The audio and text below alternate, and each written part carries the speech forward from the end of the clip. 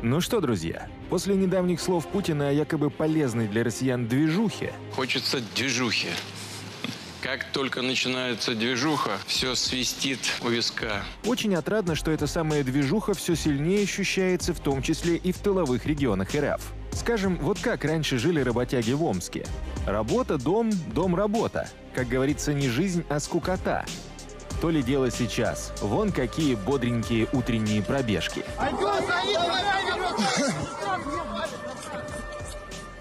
А это уже город Энгельск Саратовской области. Именно здесь расположен один из важнейших объектов ядерной триады РФ. Казалось бы, уж такую важную локацию путинская движуха точно не должна затронуть. Но нет, даже базу ядерных ракетоносцев и ее инфраструктуру хваленное российское ПВО защитить не может. Скажите мне, пожалуйста, кто у нас в стране отвечает за систему ПВО в глубине территории? Если раз за разом идут атаки на Энгельс, и раз за разом мы блестяще справляемся с задачей, мы все уничтожаем, все сбиваем, но чертовы обломки каждый раз поджигают так, что потом в течение долгого времени надо тушить последствия прилетов обломков. Видали, как у Соловьева бомбануло? Такое ощущение, что Шептун не особо рад движухе. А еще сильнее недовольны жители того самого Энгельса. Они-то думали, что будут под пельмешки запуск ракет по Украине наблюдать.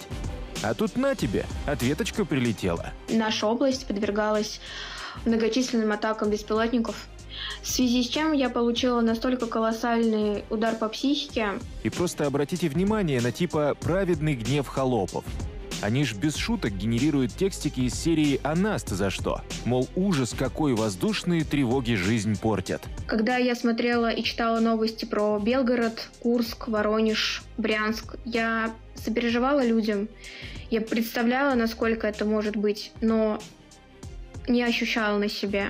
А вот когда это случилось с моим городом, и со мной в частности, я пережила такие эмоции, такую тревогу, что никому не пожелаешь. Я надеюсь, что скоро все закончится, и мы больше не будем просыпаться под вой тревоги. И это при том, что украинская армия не бьет ударными дронами или ракетами по жилым домам, как это делает Россия ежедневно. За все время в том самом Энгельсе погибших мирных жителей не было вообще. А теперь сравните такой подход с хотя бы недавними событиями в Запорожье или Кривом Роге, где рашисты сознательно убивали как раз мирняк. Российские войска нанесли удар по украинскому объекту в Кривом Роге. Удар пришелся на помещение закрытого учебного заведения, которое украинские военные использовали в качестве казармы. То есть влупили Искандером в вуз, и последний мигом превратился в располагу ВСУ. Мы даже повторим этот момент, чтобы все понимали, с какими подонками Украина имеет дело. Оба снаряда ударили в одно место – здание закрытого вуза, отданное под нужды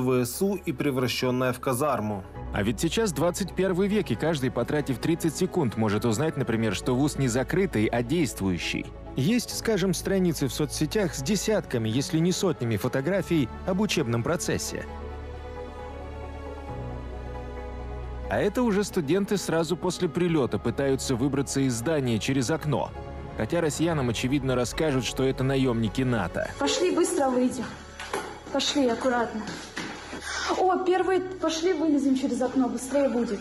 Давай. Потому что вариантов больше нету. В итоге среди погибших мать 3 детей, студенты и сотрудники учебного заведения. Если бы Украина хоть раз за время гибридной и полномасштабной войны совершила нечто подобное, запоребриковые черти на кусочки от гнева порвались бы. А сейчас тишь да гладь да божья благодать. Никаких признаний ошибок и тем более извинений.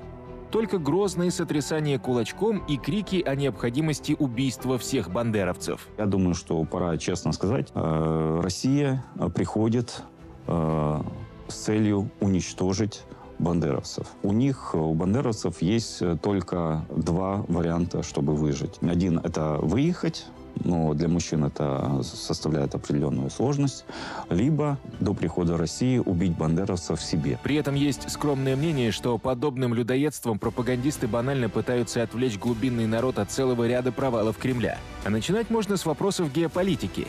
Вот включите сейчас любой федеральный канал и попытайтесь найти хоть что-нибудь о сестричке Сирии.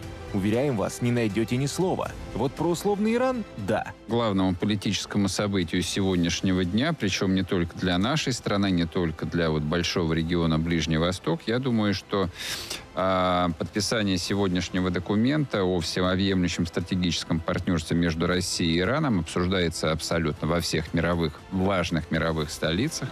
А Сирия будто бы перестала существовать вовсе. А все потому, что благодаря гениальным многоходовкам бункерного геополитика ключевой союзник России в регионе превратился в как минимум недружественное, если не вражеское государство. Вот если бы нам год назад кто-то сказал, что Сирия вводит санкции против России, мы бы сначала смеялись, а потом крутили пальцем у виска. Но теперь, друзья, это реальность. Новые власти Сирии запретили ввоз российских товаров. Кроме Сирии, у Путина активно отклеивается еще и Китай.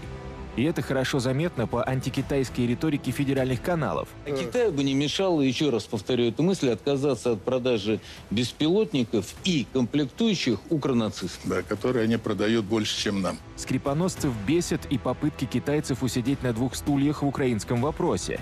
И многомиллиардные инвестиции в инфраструктуру НАТО. Китай планирует выделить $60 миллиардов на модернизацию железнодорожной инфраструктуры Турции. Это позволит создать логистический коридор между Европой и Китаем в обход территории России. И если раньше очевидные конфликты интересов Кремля и Поднебесной сглаживались благодаря активной торговле, то сейчас и здесь наметился кризис. Дело в том, что ключевые китайские компании соблюдают санкции, введенные в США, что сильно бьет по нефтяной отрасли РФ. «Газпромнефть», качающая баррели с новопортовского месторождения и морской платформы «Пероразломная», а также «Лукойл», разрабатывающий Стимано-Печорские месторождения, в течение нескольких недель могут быть вынуждены начать приостановку добычи из-за невозможности вывести нефть покупателям.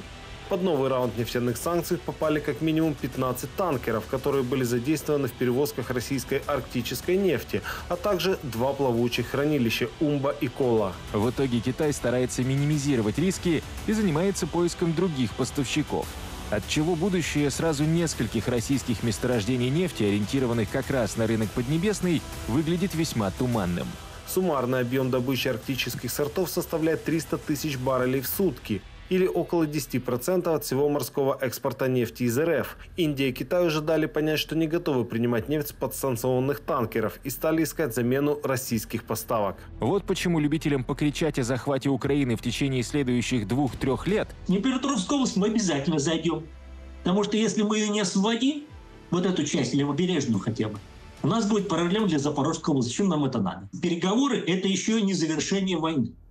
Вот мне почему-то кажется, что война еще продлится, может быть, 2-3 года. Хорошо бы задуматься, а вывезет ли Россия экономически такую войну? Тем более далеко не на всех участках фронта у российской армии есть успехи, что даже пропагандисты признают.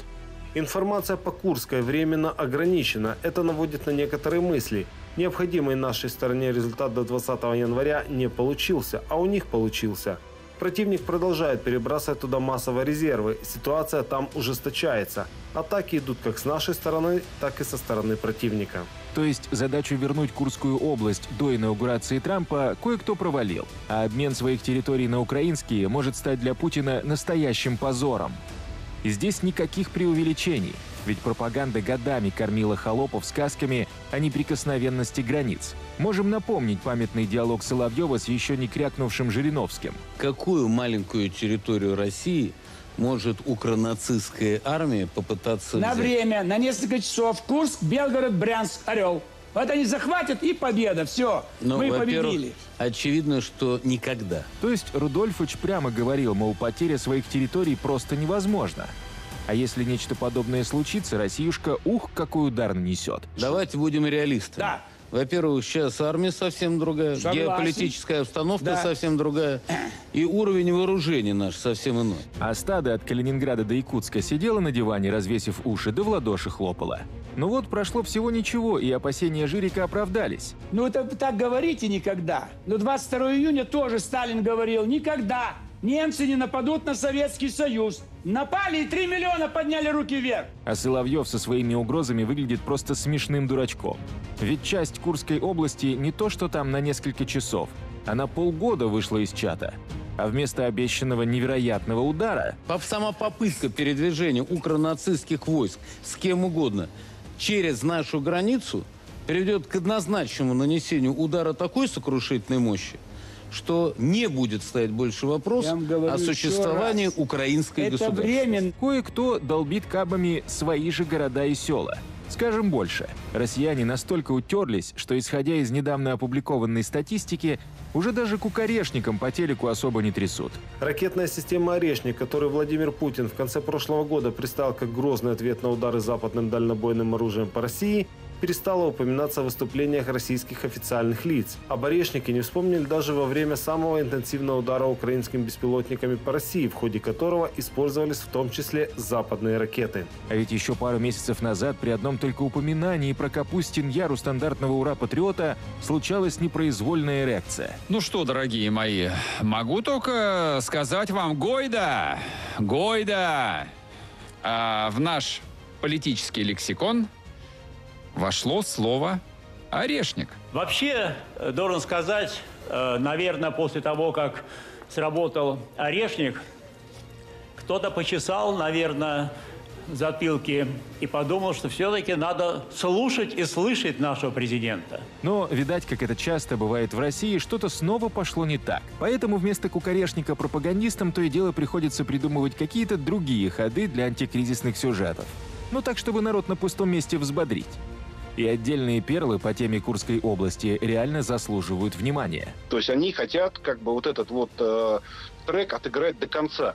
То есть, разумного объяснения, зачем они это делают, то есть у меня как бы объяснения как бы этого нет. И они туда начали загонять вообще разный шлак, боевой эффективности которого там чуть-чуть выше, может быть, плинтуса. При этом они как бы рапортуют на всех там своих встречах там в Европе, еще где-то, что вот смотрите, то есть мы вот продолжаем биться. Биться за что? За пятерочку? Что кому не ясно. Оказывается, за пятерочку в Курской области украинская армия воюет. Да и вообще, события, происходящие там, вызывают у пропагандистов смех. Ребят, это действительно, это уже смешно. То есть это просто уже как бы, это вызывает, действительно, как бы просто уже смех. Да и правильно. Почему бы не посмеяться? Это ж так весело. Правда, убогие не понимают, что подобными текстами они не Украину, а Россию троллят. Если что, Курская область – это сотни тысяч ноющих беженцев. А еще стертые в пыль российские населенные пункты. Да, администрация то, что говорит, мы расселим, мест нет, Курской области нет. Люди поехали в Воронежскую, их тоже не расселили, тоже вернули назад. Документы властимущие наши сбежали все. Те уехали, у них у всех квартиры в Курске есть, все есть. Вот, мы сбежали, у нас нет ничего. Вот сейчас разговаривал на улице с людьми, они не знают, куда даже приткнуться. Они живут, сказали, 11 человек в одном этой квартире. То есть по телеку прежде всего над горем своих же граждан смеются. А еще над подмоченной репутацией путинской смехдержавы. Той самой смехдержавы, которая замахнулась на новый мировой порядок. Идет выработка основ, принципов гармоничного, более справедливого, альтернативного существующему или, можно сказать, существовавшему до сих пор однополярному мироустройству. А в итоге в компании с корейцами полгода свои земли вернуть не может. Да чтобы нечто подобное у Китая или США случилось, даже представить невозможно. А Россиюшка, как видите, время для шутеек находит. А еще рассказов, мол, без Курской области духовному отечеству стало только лучше. Там в Курской области уже под 40 тысяч трупов. Это, конечно, просто и жесть, и ужас, и все такое. Но да, это правда. Чем они могли бы затыкать же этими людьми там дыры, во-первых, на фронтах, на фронте, которые сыпятся, а во-вторых, не было бы ударом по инфраструктуре энергетической. Да и вообще, сейчас вот оккупанты соберутся с силами и прямо из Курской области на Киев пойдут. И это мы сейчас не пошутили. Вот сейчас мы видим движение российской армии в сторону, уже на Курском направлении, уже в сторону Сумской области. Российская армия дойдет до границы и не остановится. Пойдет дальше за ВСУ. То есть войдет на территорию Сумской области, а там, как говорится, и до Киева снова рукой подать. И что тут скажешь? Мечтать не вредно. Можно не мелочиться и сказать, что сразу на Берлин. Все равно ведь за поребриком не принято отвечать за слова. И это, кстати, обязательно сыграет с пропагандистами и чиновниками злую шутку. Ведь народное разочарование и несбывшиеся надежды сродни бомбы замедленного действия. которая рано или поздно обязательно рванет. Поэтому пусть и дальше думкой богатеют, да, тем больнее будет падать. А наша с вами задача сделать все возможное, чтобы подобное падение было как можно более болезненным. Ведь чем скорее и сильнее путинскую помойку тряхнет изнутри, тем легче будет всем ее соседям.